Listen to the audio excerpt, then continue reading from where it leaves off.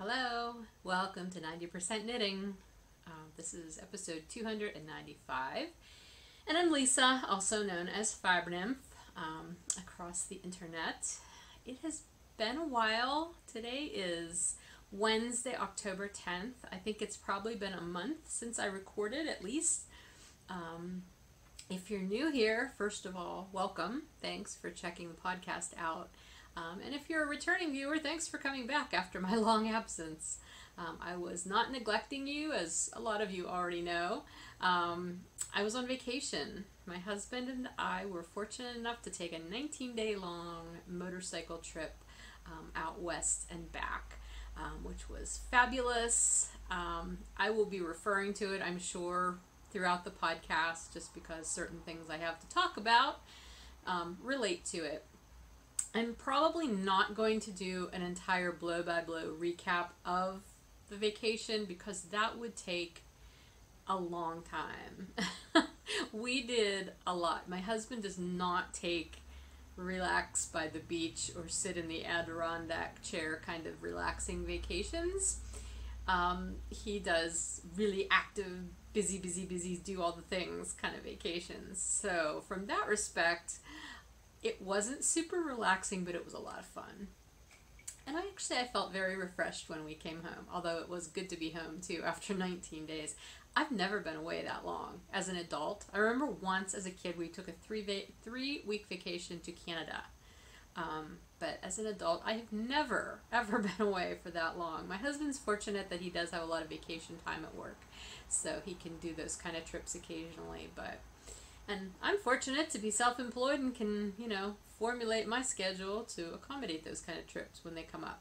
So we'll see how many more trips like that we take. I'm sure there will be others, but I'm not going to get into all of that right now.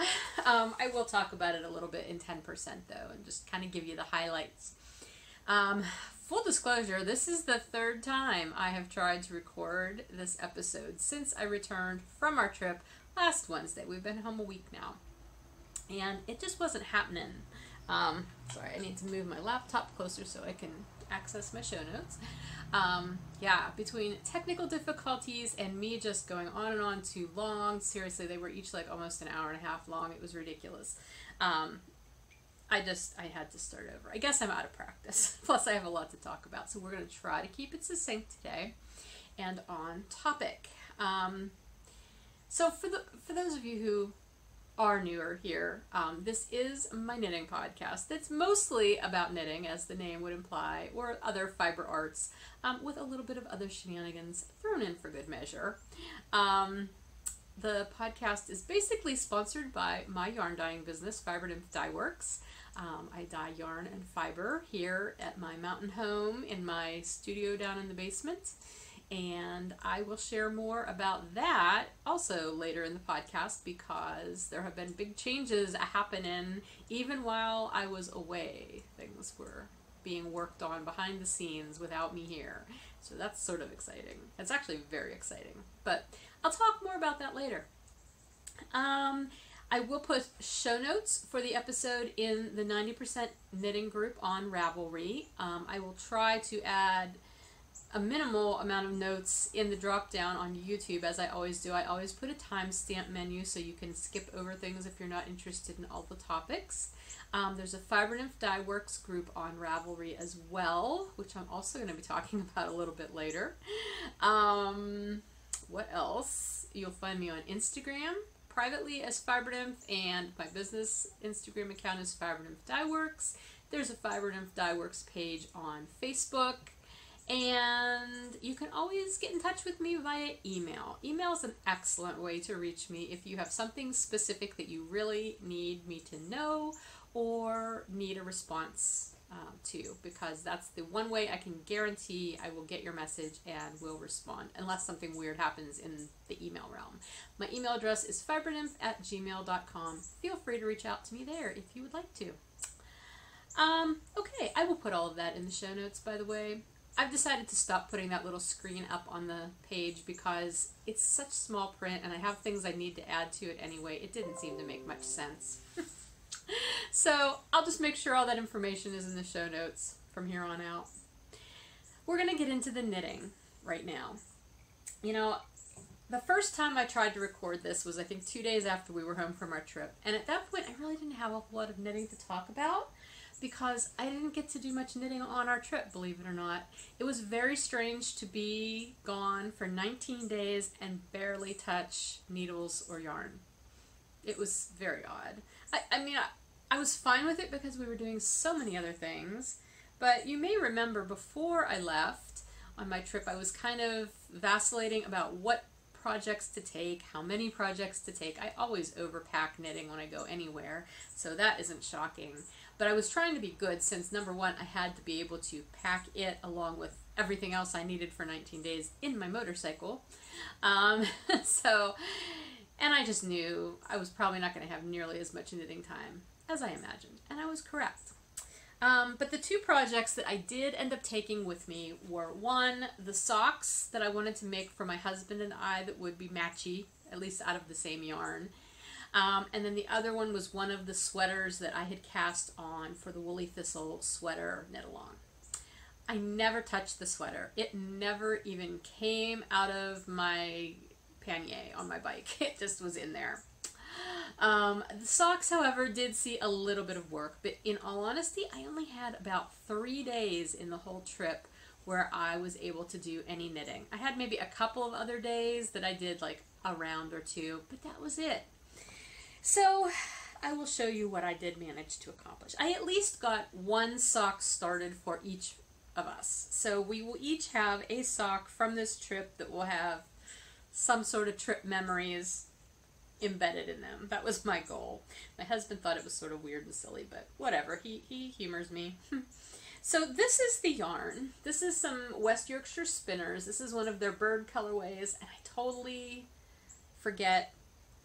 Is it Bullfinch? It might be Bullfinch. I don't remember. I don't even have the number in my show notes. I told you, I'm out of practice, but I will have it in my project page on Ravelry if you look it up. I think I have the project name Matchy Socks or something. Matchy Vacation Socks, maybe. Who knows? Anyway, I purchased 2 skeins of this yarn because my husband and I both love these colors. And I thought that would be super fun. We could have matching socks. And then I bought 3 colors of the contrasting yarn that are in there. So I bought red, gold, and then I bought this, I think it's called Nutmeg. But in the full skein it looks more like flesh, and I opted to not use it. But I have used the red and the gold. Now, I will also say that neither the red nor the gold, which are the colors that, I think this is butterscotch, and I don't know what color this is. Maybe cardamom? I don't remember. Again, check my project page. Neither of these colors are exact matches for the reds and the yellows in here. You can even see that. This red in the semi-solid is much, much brighter than this bluish red that's in the bird yarn. This gold is actually more muted. It's more of a mustardy gold, a light mustardy gold, than this gold, which is more of a yellow, really. So it's okay because obviously it's socks. Nobody's really going to be examining your heels and cuffs and toes super closely, but I was a little disappointed that these are the colors that West Yorkshire Spinners recommends to be coordinating for this yarn, and it's not nearly as close a match as I would have expected. But whatever. I mean, it could have something to do with dye lot, and maybe it just isn't the same color. But here we have the first sock. This one is mine. I'm doing mine. Okay, both of these are being knit on US 1 needles, which is my default for socks usually. I did mine on 60 stitches, and my cuff is a 2x1 rib, which I made a little longer than I typically do, but I did it the same length as I did on my husband's sock. So anyway, and then I did my cuff. I prefer a shorter cuff, so this is about 6 inches total, maybe a little bit more. Any longer than that, then I feel like it's starting to get too long. So I did the cuff, and then I started using the gold for a heel flap and heel turn, and then broke the yarn and went back to using the main self-patterning colorway for the gusset decreases, which is where I'm at now, and I will knit that out, and then I will use the red for the toe. That's the plan for that. My husband, on the other hand, he prefers longer cuffs, and he prefers ribbed cuffs. So I started his. His is on 64 stitches, but because the whole thing is ribbed, it looks super skinny, but it stretches quite a bit, so it'll fit him just fine. This is all 2x2 rib. So again, I did the same amount of red ribbing up here at the top, and then just continued in pattern down. His cuff, I'm going to say, is closer to 8 inches, at least 7, if not 8 inches. He really likes long cuffs. And so once I'm done with, I'm gonna at this point I'm just gonna finish my sock, and when I'm done with my first sock, I will jump over and work on his sock. But I'm gonna do the same thing: a traditional heel flap, heel turn, and then go back to the self-striping, self-patterning yarn to do the gusset decreases the rest of the foot, and then use red for the toe. And I will do the ribbing on the instep part of the foot. The sole obviously will not be ribbing, it will just be stockinette. So that's how far I got. Actually, I got this whole part of his sock done while we were away, and I got as far as like part way through the heel flap on mine while we were away. As I said, didn't really have a lot of knitting time. The most knitting time I had were the 3 days that we were in Arizona at my sister-in-law's house, because each of those days we went someplace, you know, to do something fun, and she lives about an hour south of Phoenix, so to get anywhere it takes at least an hour, if not longer. The one day it took us like an hour and a half to get to where we were going, and then of course the ride home. So when we were in her car, we were not on bikes, and so I just sat in the back seat and knit. And that was fine. I enjoyed that. But other than that, just really no knitting time. So that was it. That was the knitting. I have, however, since I've been home and since I recorded that first failed podcast after being home, done some additional knitting. So I have that to show you. My husband and I actually had a concert to go to Saturday night. Nothing like getting home from a huge vacation and then a few days later having to go to a concert. I know, it's like, it sounds like it's a hardship, right? I had to go to the concert. This was actually his birthday present. I bought him these concert tickets back in April for his birthday. It was for Kansas, the band, not the state, although we did drive through Kansas on our trip. Lots of pretty sunflowers, not very nice bathrooms at your state parks, Kansas. You need to work on that. Anyway, at least not the one we stayed in. Anyway, so we had the concert to go to, and if you've been following the podcast for a while, you know I sold my house earlier this year, but I used to live much closer to downtown Pittsburgh than where we are now. We're a good hour or more away from downtown Pittsburgh in southwestern PA. So when we used to go to concerts, we could stay at my house, and it was very convenient because then we didn't have to drive home super late or leave super early to get to things. But being up here, it takes us, like I said, at least an hour to get there. And if we want to do dinner or something ahead of time, we're leaving pretty early to get to anything evening related. So we had this coming up. My husband actually had a couple of errands that he needed to do in another town close to where we were going. So we decided we'd just leave early enough, go get dinner, do his errands, then head to the concert. So that was a lot of car time and waiting time, and also I just wasn't real sure. I mean, I like some Kansas songs, but I was never a huge fan. My husband's a huge Kansas fan. He loves Kansas. Has seen them umpteen times apparently in his life. But long story short, I just said to him, I'm like, hey, would you mind driving from here at least down to the concert or down to dinner? And then I'll drive the rest of the way, because he doesn't really like driving in downtown Pittsburgh. He's okay in the outlying areas, but he's not fond of the traffic patterns in town, which is fine. I don't mind driving in town. I'm good with that. So he drove, and that gave me about an hour's worth of knitting time. So I needed a normal sock, because I knew I'd probably also sit and knit partly during the concert. And the ones, you know, those ones I just showed you, neither of those are at a good place to be knitting in the dark or when I have to think about things. And so I went into my office, and I've got, you know, my big bin of whips in there, and I found a bag that had a sock in it that was just a stockinette sock, and that's what I took. So if you were watching the podcast last winter, you may remember this, because I started this sock before Christmas last year. This is some Regia yarn, one of the Arnie and Carlos colorways. Again, the details are on my project page. I cannot remember what the number is. Or the name they gave it. But this is the one that a lot of podcasters have done, and they're like, oh, it kind of looks Christmassy, but it's not super Christmassy. I don't really think it looks Christmassy at all. Other versions of it that I've seen have looked more Christmassy. I don't know if this is just different or has more, I don't know, whatever. I like it a lot, and I'm enjoying knitting on it, but anyway, I believe the sock was right about, I can feel the line. There's like a line where I was, wait, oh, it went this way because I started the cuff.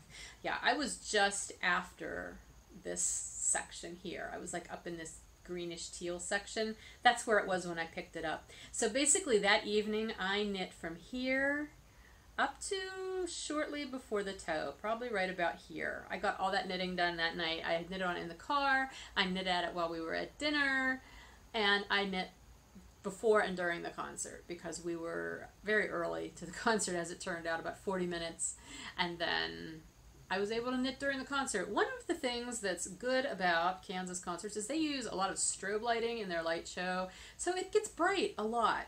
The bad thing about that is that they do strobe lighting in their concerts, and they're loud and often sounding quite discordant in their music, which is their thing, some of their songs at certain places, and it sort of gives me a horrible ocular migraine kind of thing going on. So I had to sit a lot of times and not look at the lights and and have my one ear covered to kind of cut down on the sound. The awesome part about that concert though is we had gallery seats. I'd never had gallery seats before, and if I'm not a big theater person, but like the galleries, there's little wing kind of sections up on the first level, I guess on the second level too. We had first tier gallery seats where it's just this little narrow strip of seats. There was only 2 seats. It was Bill and I. It was awesome. I felt like I was, and it was not crowded, because you know when you're in main seating, it's like people everywhere. You feel crunched. This was awesome. I told him, I want to sit in gallery seats forever. Anytime we ever go to concerts like that anymore. He's like, whatever. So it was nice. It was just so lovely. And it was also funny because while I was knitting before the show, suddenly somebody was right behind me and she's like, what are you knitting? This woman came up. She was sitting a few rows behind us, and she was a knitter, and she could tell I was knitting, and she asked what I was knitting, and I told her I was knitting a sock, and so we started talking about sock knitting and yarn shops in the area, and my husband had one of my business cards with him because I never have my business cards with me. So he's like, here, give her one of your cards. It's like, okay. It was funny. I love running into knitters in the wild. So anyway, yes, this sock, I actually finished the whole sock. I finished this part like Sunday morning, the toe and everything. So it's all done except for the heel, and I will use the rest of this skein for the heel. I have a second skein of this ball. They're 50-gram balls, so I will knit the second sock and then do the heels both at the same time when they're both done. That's how I do that. This yarn I ended up getting off of D-Stash because when I wanted this colorway and I couldn't find it in any shops, so I did end up getting it from a D-Stash last year on Ravelry, which was lovely. So those are the socks that I have worked on. Another project that I've been working on that you may remember if you've been with us for a while is the Afghan that I started probably late last fall for my son. It was going to be a Christmas, my oldest son. It was going to be a Christmas present, and I didn't get it done for Christmas, and then I thought, well, maybe it'll be his birthday present because his birthday is at the end of January. That did not happen either. But I'm working on it. I've been working on it pretty much every morning, and I'm making progress. And when I first pulled it out of the bag, I was really happy to see that it was much further along than I remembered it being, so that's good too. So this is what it looks like, and here's how long it is. I would say it's working on being about 3 feet long at this point. So that's at least halfway. Yeah. I wanted to make it 6 feet long. I don't know if it will get to be 6 feet long. If I hold it out, it is a little longer than my wingspan, so it's probably about 5.5 feet wide. I figure as long as I can make it square, that's okay. I would like to make it a little longer because he's tall. He's not quite 6 foot, but he's tall. I don't know. It'll be nice. It'll be nice for him and his family to curl up under. Anyway, the yarn that I'm using for this is yarn that I got at Pat Catan's, and it's 100% acrylic. Now, I'm not a huge fan of 100% acrylic yarn, but this is actually a very nice yarn. It feels lovely. It's not that squeaky kind of thing that like really inexpensive yarns can be. I mean, this is actually not expensive at all. I can't remember what it was. I think it was under $5 a ball, maybe, or right around that. But it's a 100-gram skein, 109 yards, sorry. And it's called All Things You yarn, premium acrylic yarn. It feels chenille-y. It's not a chenille yarn, because I know there are chenille yarns. It's just that soft. That's the softness that this has. And I purposely picked this yarn, number one, because I knew I was going to need a ton of it, and number two, they've got dogs. And if a dog ruins this, I won't feel bad about it. Not like I would if I was using like a really nice wool yarn or something. Plus, it'll make it super easy for them to be able to wash. So, I have it in this gray, black, taupe, and then white. The white was the one I didn't have quite as much of, so that's why I'm only doing sort of small stripes of white here and there. I apologize, the sun is now coming in straight across here and making the light a little odd. It'll move soon though, so please bear with me. Anyway, yeah, the white I'm just doing in two stripes, two lines, two rows. Yeah, I can talk knitting. And then the other stripes I'm just doing in really random widths.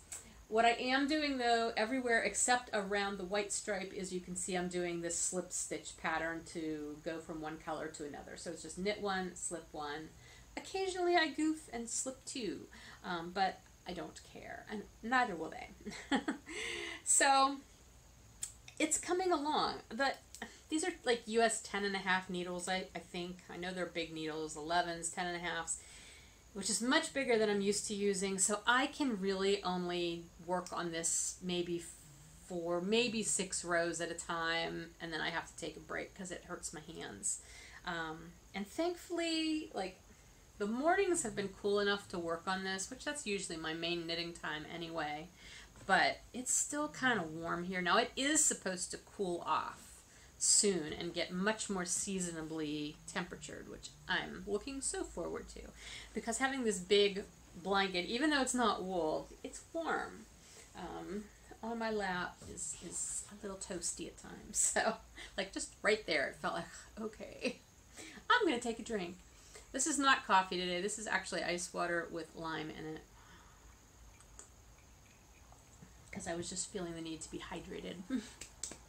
Okay, so I worked on that, and then, let's see, where's my other one? See, I had all this stuff out yesterday whenever I tried to record again. Here it is. Spinning. I have been spinning a lot since I got home from my trip.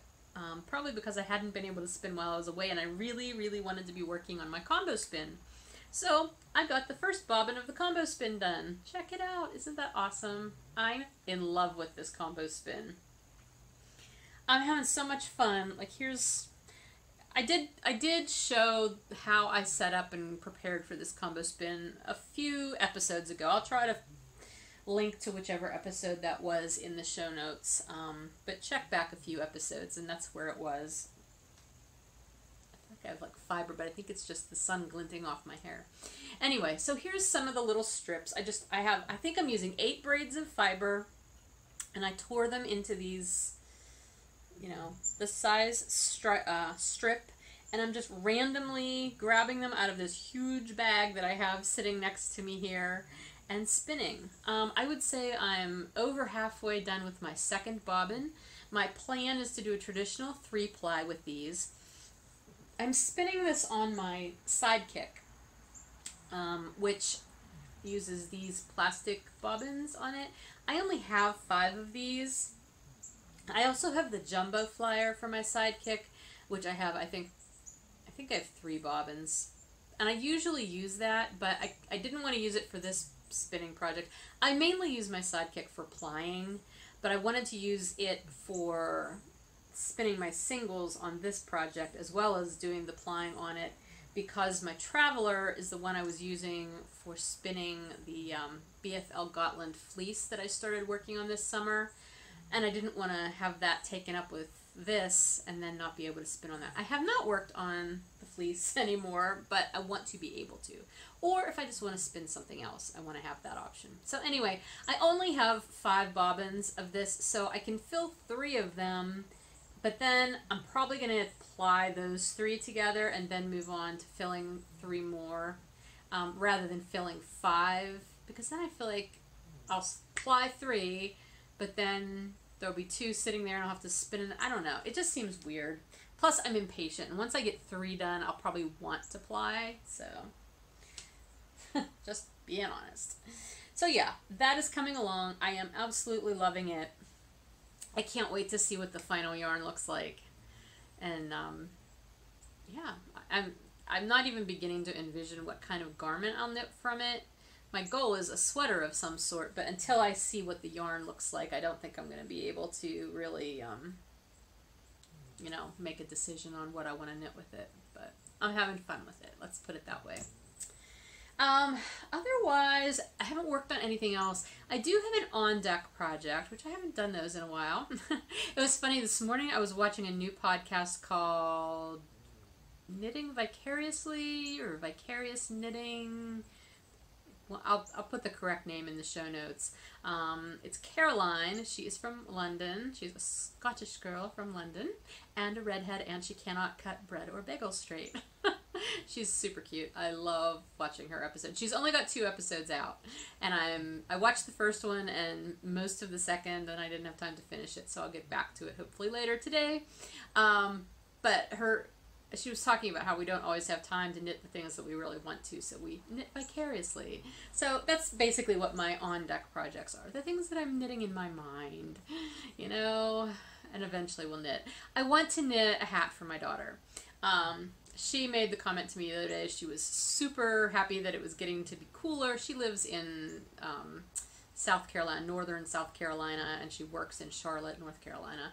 So it's still a little warm down there, but she said it's getting cooler, and she's super happy that it's getting to be beret season, or like, you know, slouchy hat season. She loves slouchy hats. So I felt like that is my cue. I need to knit my daughter a new hat. She is very knit-worthy. So I just haven't figured out what one yet.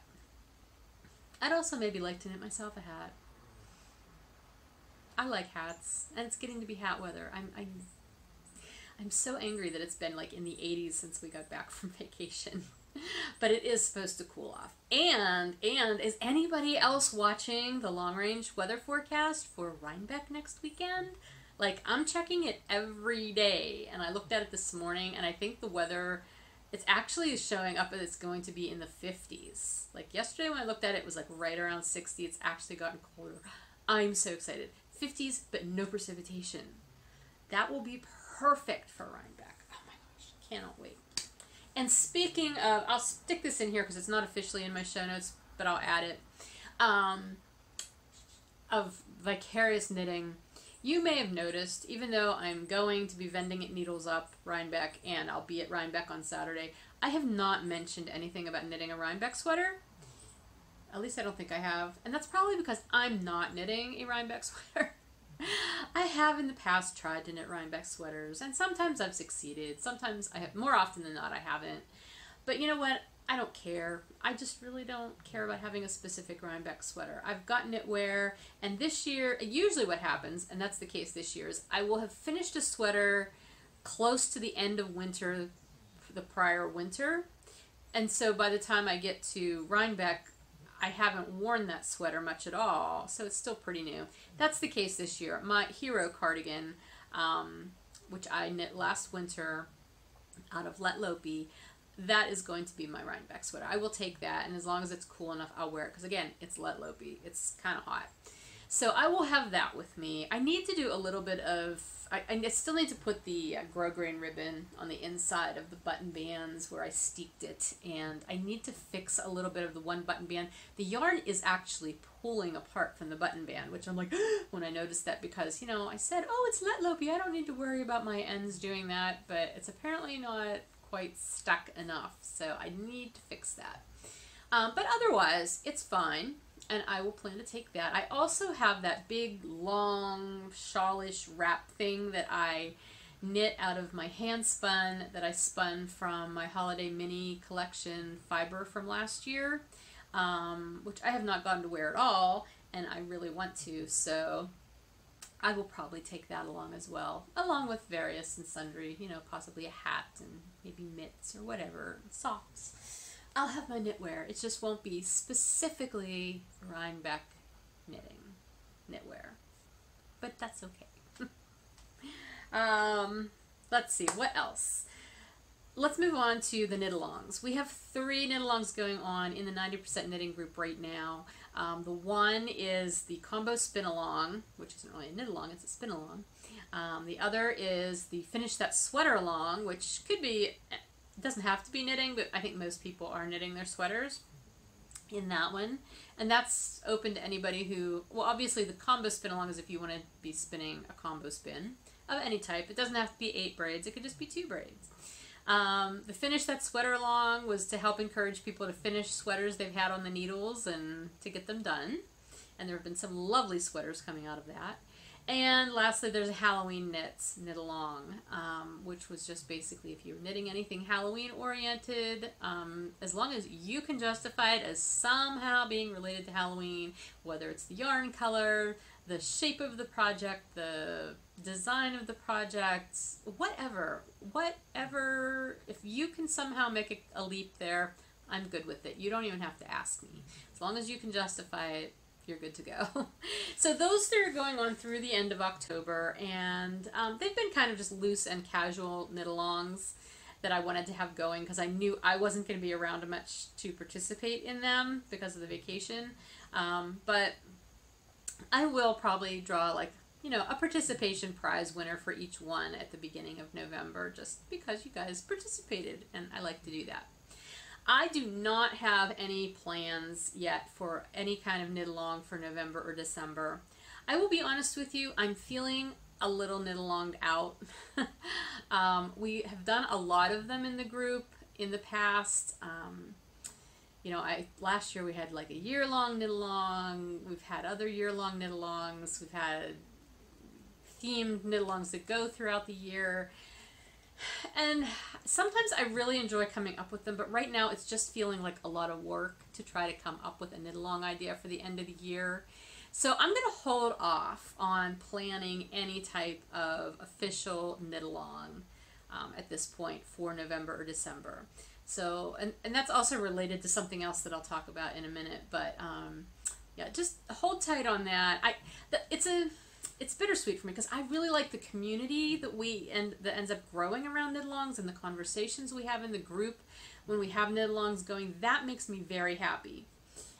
It's the planning, and then I feel like if I'm not a part of it, then I'm not really doing my part, and I don't know. That's where I'm at. If you have any thoughts on the knit-alongs or anything, feel free to suggest anything that you'd like to, or tell me your perspective. You know, would you mind if we didn't do knit-alongs in November and December? Because heaven knows there's plenty of knit-alongs going on in other groups. It's not like they aren't out there, but I like the conversation and the interaction that we all have. So let me know what you think.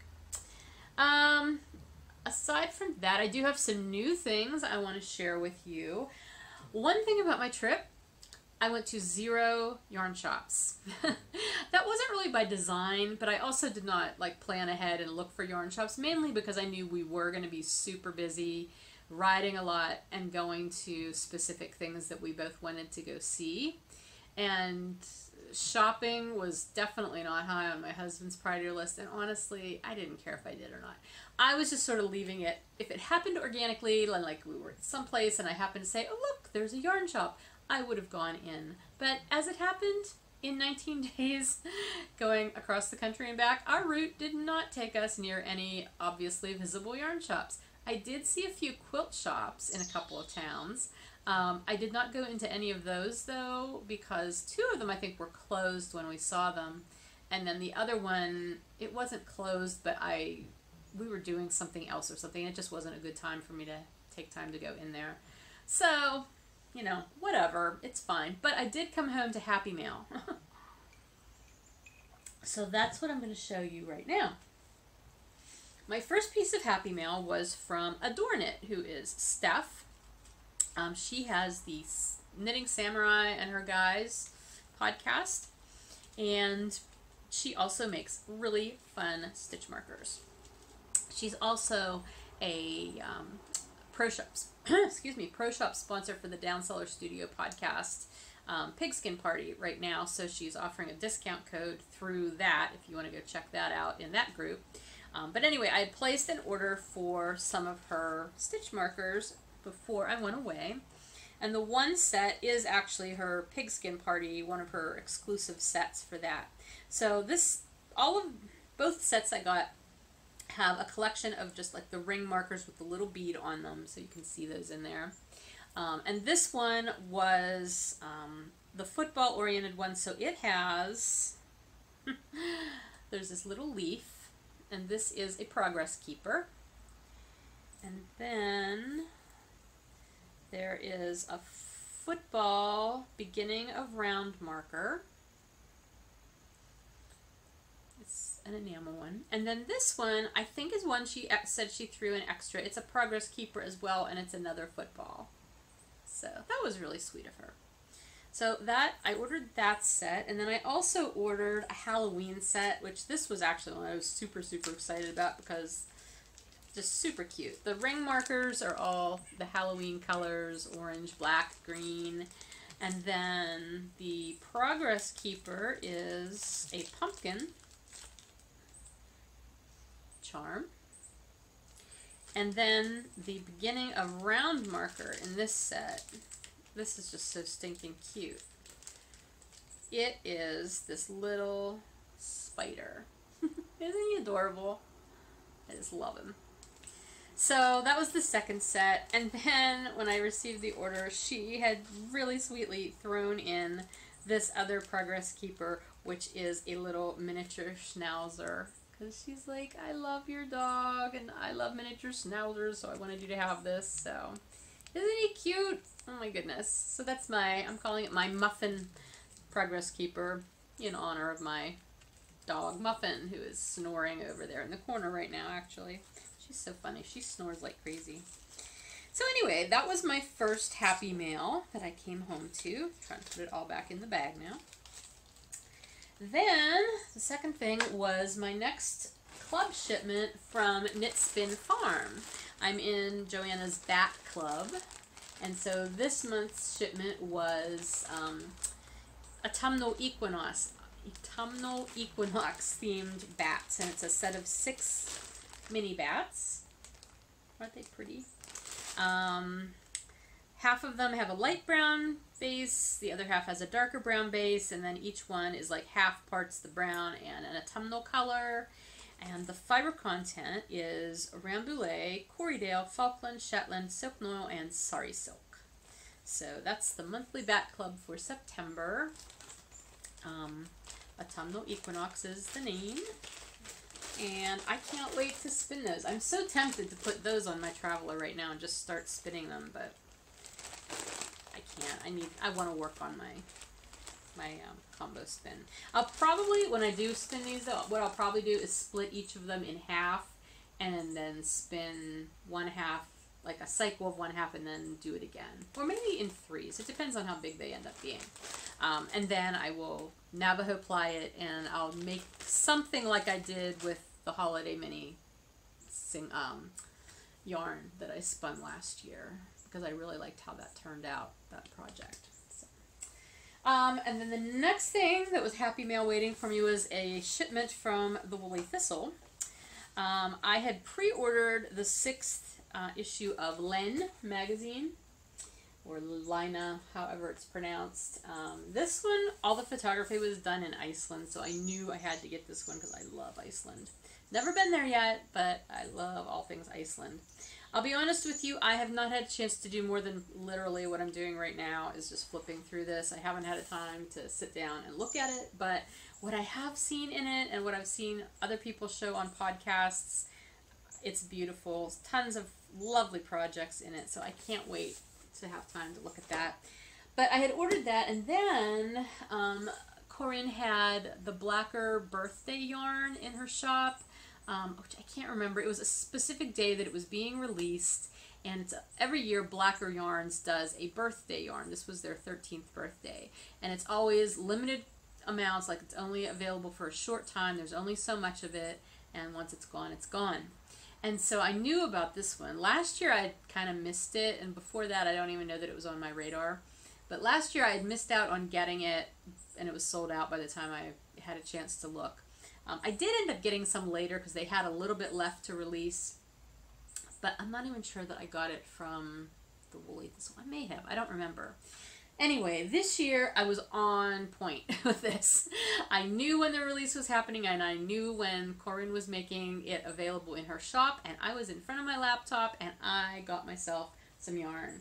So the Blacker birthday yarn this year is called Tor,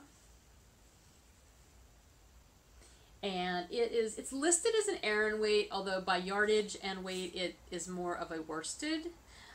It may knit up like an Aran though, because it's quite fluffy. It is, okay, where's the part of the label that tells me content? 92% pure new wool, 8% alpaca. It is definitely a toothy wool, but it's not like super scratchy or anything. I did not buy enough to make a sweater, but I have enough to make something decent.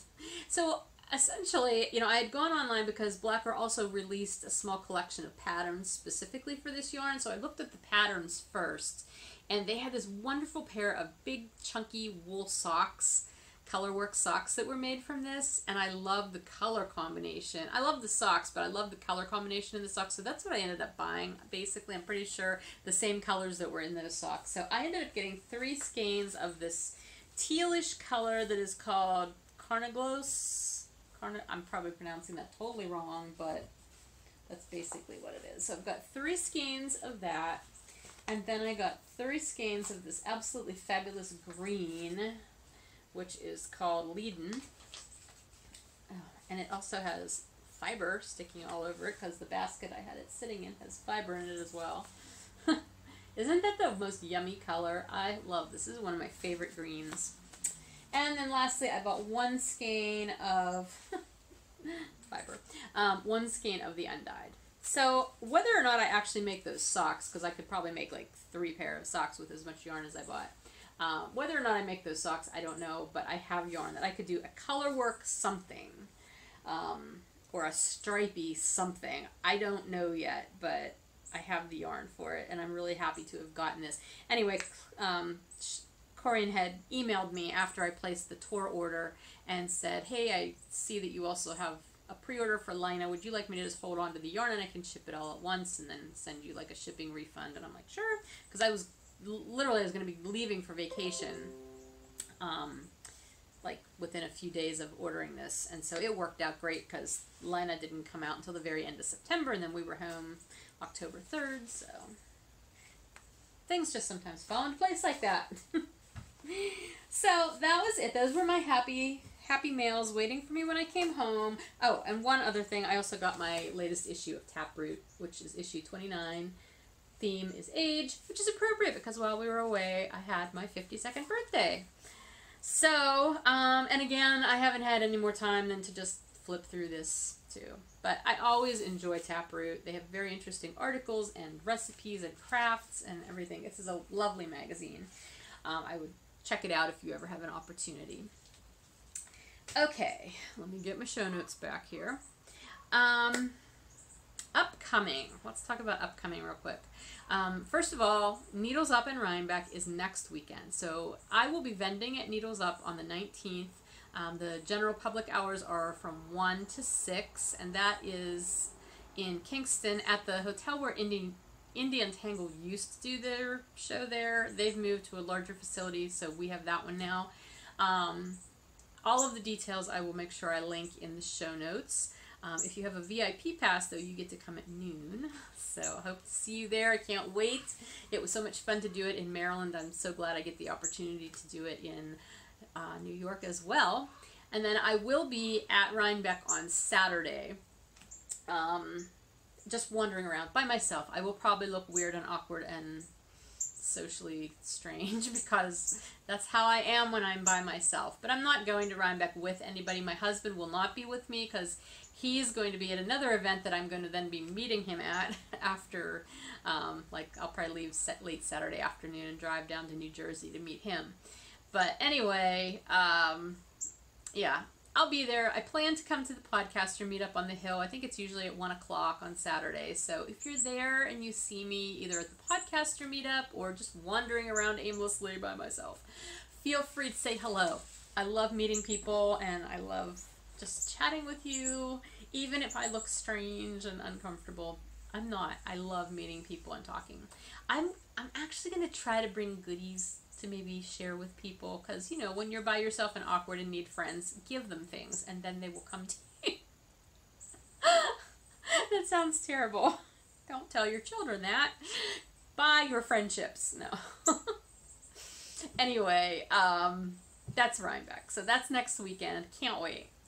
Then the other thing I want to tell you about that's sort of, it's upcoming, but I don't have a firm date on when.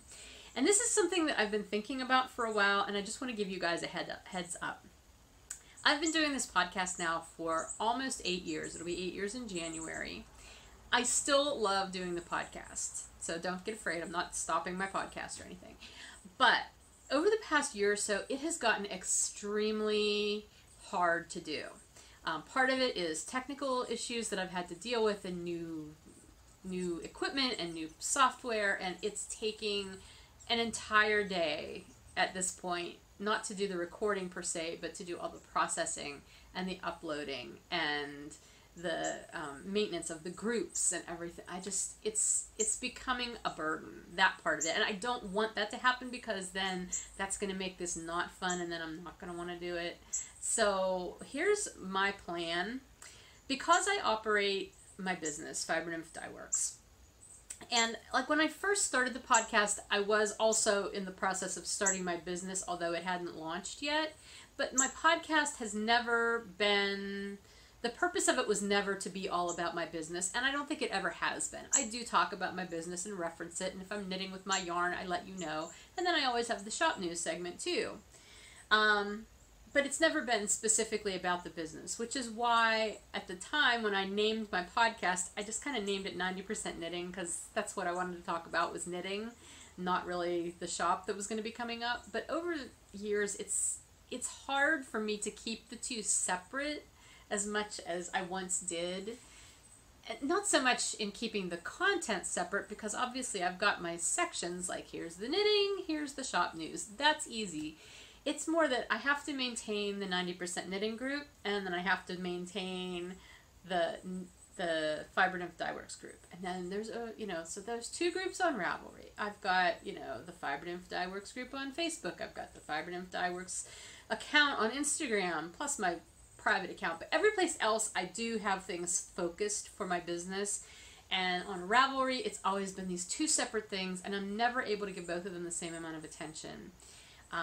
And so I have been thinking for a while about trying to consolidate, and I would not consider this particularly rebranding, although I've heard that word used by some other people who have done the same thing recently, which I think is funny. These things seem to go in cycles. Like Kristen from Wool and Vine Yarns, she had the Yarngasm podcast, which she's recently rebranded as the Wool and Vine podcast. The Woolly Thistle, Corinne Claire, she started out doing the New Hampshire Knits podcast long before she ever even had the Woolly Thistle shop. And now she has changed her podcast name to the Woolly Thistle. It's not because either of them are focusing completely on their business. It's because it keeps things easier to organize. And in people's minds, they hear, oh, you're Fiber Nymph Dye Works. But then, oh, you have the 90% Knitting podcast.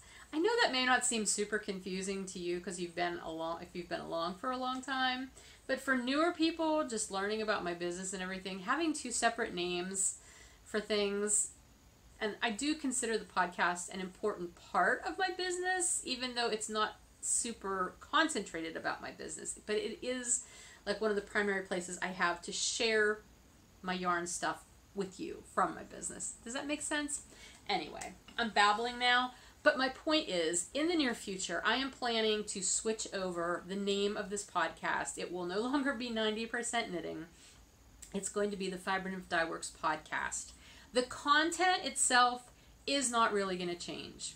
It's still going to be mostly the knitting and crafting and KALs, all that stuff. I'll have the little bit of extra stuff that's currently called 10%. I may not call the sections 90% and 10% anymore. I may give them some other name. And then there will be shop news at the end. None of that is going to change. But in switching the name over, I'm probably also going to transition all of the group stuff that we have on Ravelry to the Fiber Nymph Dye Works group. So everything related to the podcast will be over there. I won't be starting like new KAL threads in the 90% knitting group. I mean, the 90% knitting group won't go away. It'll still be there. I'm just probably not going to actively maintain it anymore. I think this will make things much more manageable for me and my time.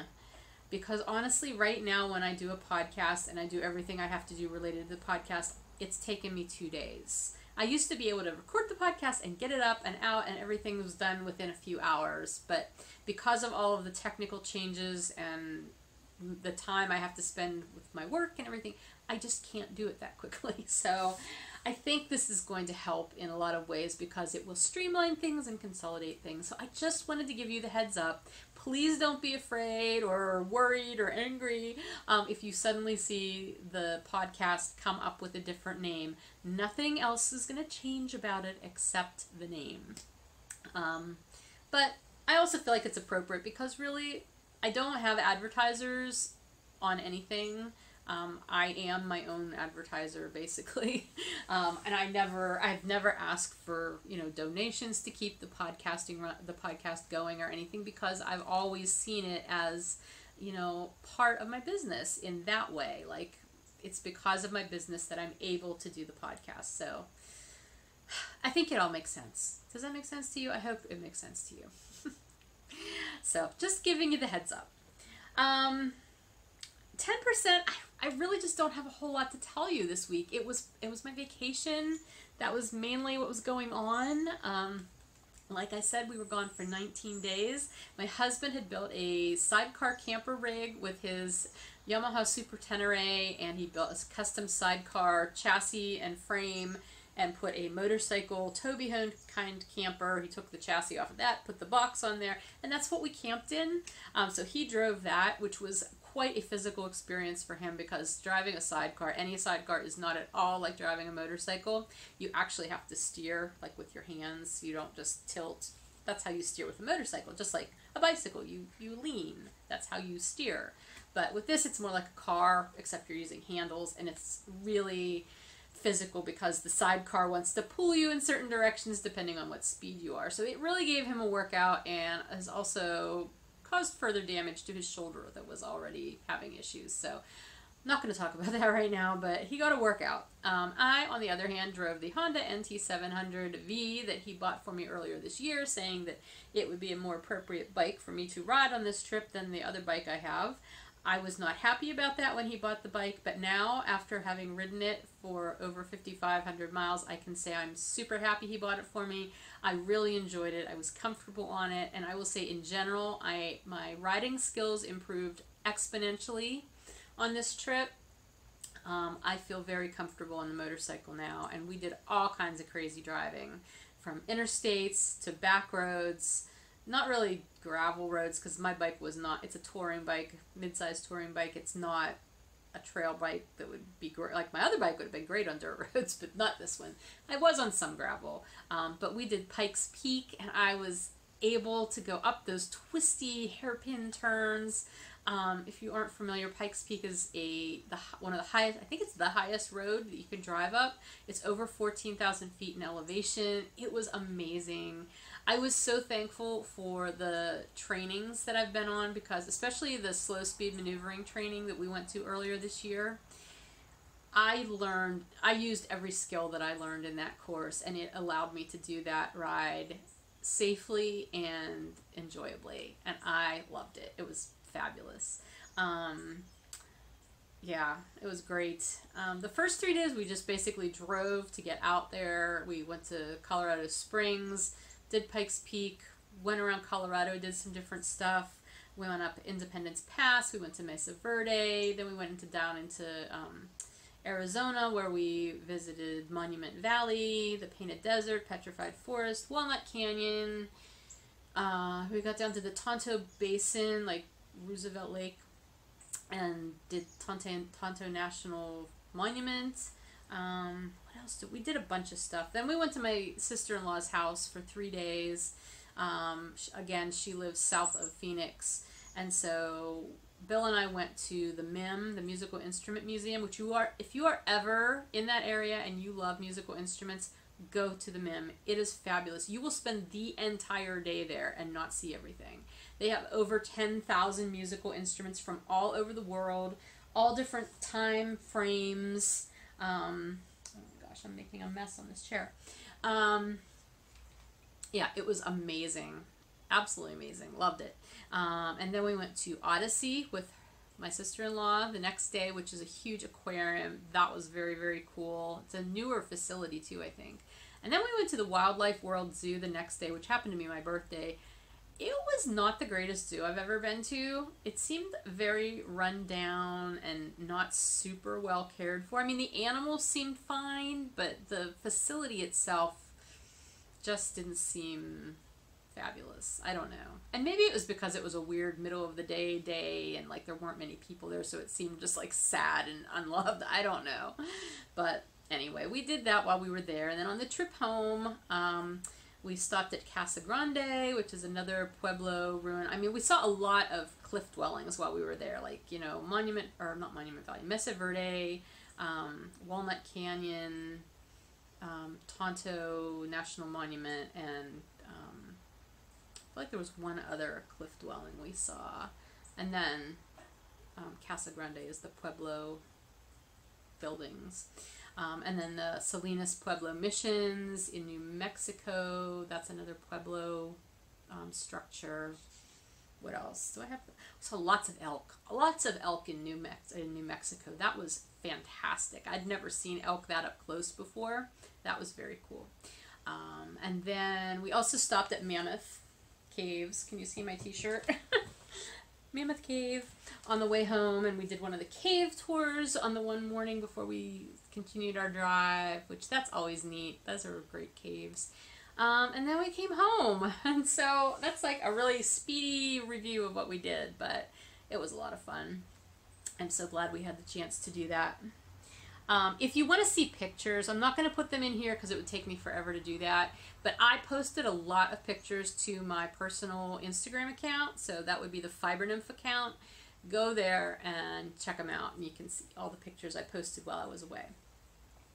Alright, now we're going to do shop news. First of all, the Conversion Rewards program is still going on this year, so if you were knitting or spinning with Fibernymph Dyeworks yarn or fiber, please continue to post that in your threads in the Fibernymph Dyeworks group on Ravelry. And you can continue to earn new yarn or new fiber by using what you already have. Details are all in those threads, so check those out. The new website. That's really my big news right now.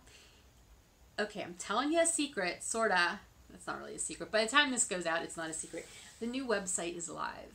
It went live last night. Like, I was in bed when it went live, but I got up this morning and checked it. Indeed, it is up there. So if you go to fibernymphDyeworks.com, you should see the new website. And you'll know it's the new website because it looks completely different than the old one. But in case you never went to the old one, there's a huge banner, a sliding banner with these pictures and everything, and it's wonderful. My shop is now located on my website, so I'm not on Big Cartel anymore.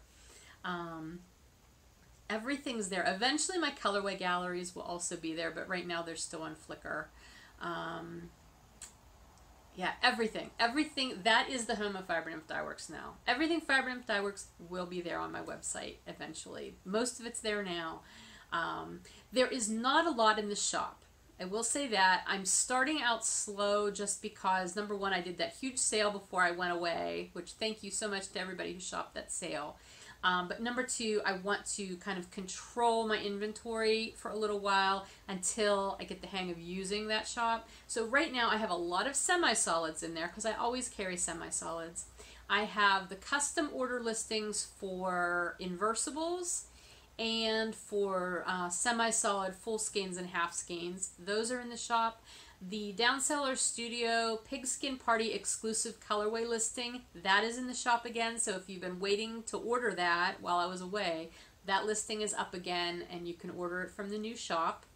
And then I do have some other things I will be adding as I can, but I'm going to do kind of an initial test update, I guess is what you'll call it, on Saturday. I was originally going to do it Friday at 6, but I changed it. It's going to be Saturday at 10 a.m. Sorry, this Saturday, the 13th at 10 a.m. Eastern. And the only two things that are going to go up for the update are pattern and yarn kits for my 2 new patterns, which will also be published on Ravelry on Saturday as well. So if you aren't interested in the kit but just want to get the pattern, you can do that. They will be, the pattern pages I believe are up, but the patterns themselves will go live for purchase on Saturday morning.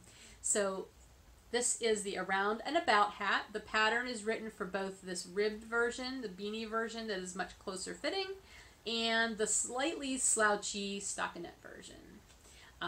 And the kits will have a full skein of the main color yarn, and then I'm going to include 2 quarter skein minis of different contrasting colors. So each kit will make 2 hats, as long as you're making like 1 larger size and 1 smaller size, but they should make 2 hats. So that's what those kits will be. And then the wrap kit, which I finally named the wrap. It is now no longer being referred to as the Sunshine and Fluff wrap. This has been named Ryoko, R-Y-O-K-O, which means travel or traveling in Japanese. And because of the way the steps occur and the eyelets go up and down, I just thought that was a perfect name. So here's the shawl again. And that kit will include pattern, well, there will be a pattern code obviously for the hats as well. The pattern code, and it will have a full skein of Sunshine and a full skein of fluff, or fluff, not fluff, fluff, yarn, which is what you need, the 2 skeins that are held together for this shawl. Each of these listings, I will have different color combinations for each of these, so there will be multiple ones to choose from, but each one will also have a custom order option. So if you don't like any of the options that I've put together, or if maybe something has sold out so you can't get it anymore, you can place a custom order for whatever colors you want. And obviously those will be dyed to order, so they'll just take a little bit longer. But that I'll put several of those up as well for each of those. So that's what's going to go up in the update on Saturday morning. Again, I will probably have some other things that I'm going to list in the shop that I have on hand. They're just not going to be official parts of the update. They're just going to go up whenever I can get them up, either between now and then or after then. But that's it for right now. So anyway, I believe that is everything that I have to tell you. When you go to the new shop, though, let me tell you, feel free to send me any comments about it. Now, please keep in mind that this has been a work in progress for quite some time, and I'm very happy with how it's turned out. I can't guarantee that there aren't little glitches, places that we will need to iron out, or little changes that might need to be made to make it a little bit more functional. I just ask for your patience while we work through that, but otherwise I think things will be okay. Oh, I will also tell you, as far as your cart, some highlights about the new site with the shop. You can create a wish list in the shop now, and you can also create your own account, which will make things so much easier for you. I love when I can create an account on a shop, because then you can always log in and see what you've ordered in the past, and you can keep your, I'm not sure if you can keep your payment information on file. I'll have to ask my web developer if that's, I don't know. Sometimes that's beneficial, sometimes you prefer not to, whatever. But you can create an account, and you'll have an account there if you would like to. Well, I was going to say something else. I don't know. There's so much to think about with this. Anyway, again, I just ask for your patience if it takes me a little while to like get through the learning curve of this new site. But I'm very excited about it, and I hope you will enjoy it too. It's been a labor of love, and I'm glad it's finally happened. So, all right, that's everything. I'm going to stop now and try to get this edited so that I can get it up in a timely fashion for once. I will be recording one more time before I leave for Needles Up next week, so hang on, and I will be back in a week probably. Otherwise, have a great rest of your week, and I will talk to you later. Bye.